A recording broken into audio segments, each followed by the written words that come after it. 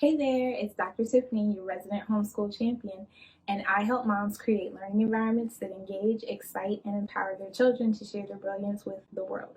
I'm here today to talk about building confidence by nurturing creativity. So, when's the last time maybe that you heard your child tell you some crazy idea? To you, it seemed crazy. Your first thought was, that's the craziest thing I've ever heard. That happens in our household quite a lot because Sydney is always coming up with some pretty big and sometimes what we feel like are crazy ideas. And your first instinct is to start to think of all the reasons why the idea can't happen, or all the reasons why maybe now is not the time to explore it. But I want to challenge you the next time that your child comes to you with an idea that sort of scares you a little bit or seems overwhelming to you, to stop for a second and listen to the idea, allow them to express it, and think about how you can actually bring it to fruition. For example, when my daughter last year started writing a story, we decided to use the story that she was writing as a part of her language arts curriculum. And so we used it, I just saw it as something she could use to work on sentence structure and building paragraphs and punctuation, things like that. But she had a bigger idea, and when she shared it with me, it was to actually turn the story she was writing into a book. And then she had the big idea that she wanted to share that book with 100 children.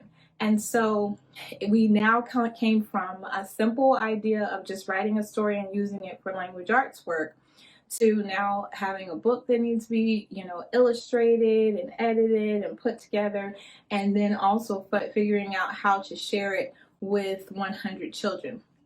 So my first instinct could have been to say, okay, we're not going to do that. That's a pretty big undertaking. Let's just do what we said. We're just going to write your story and we'll figure it out. Maybe later we'll come back to it, but that's a little bit too much work.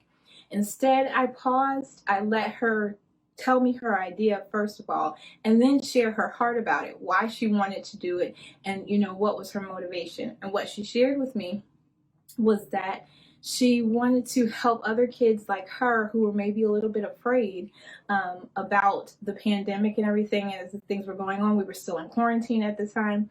And so she wanted to, help other children not to be so afraid. And so that's why she wrote the story, and that's why she wanted to share it. You may be familiar with the story. It's called Super Me, Stephanie, and the Magical Bracelet. And you may also be familiar with her campaign that we did last year based off of her vision.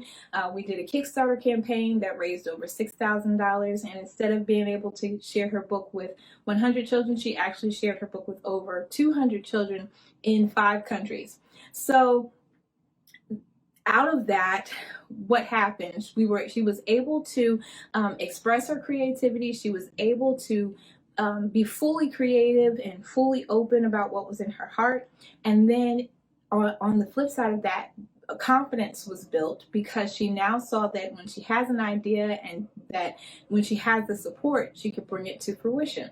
And so after that, she started coming up with even bigger ideas, and we have lots of other things that you'll probably be seeing in the coming months, especially in 2022. Of things that she has come up with because of that. So it built her confidence about things that she could create, and built her confidence about her ideas and the importance of her ideas, and it built her confidence in knowing that when she has something that's important to her, that she brings it to myself and my husband, that we will take it seriously and we will help her to bring it to fruition. And so that is one of the ways that you can use creativity to build confidence. Allow your child to explore those ideas they have in their head. Allow them to, figure out some, a cool project that they want to do, and help them to bring it to fruition, and show them that their ideas are important, their vision is important, and that they have the support that they need to put what they have inside of them out into the world. So that's one of the ways I wanted to share about how to use creativity to build confidence.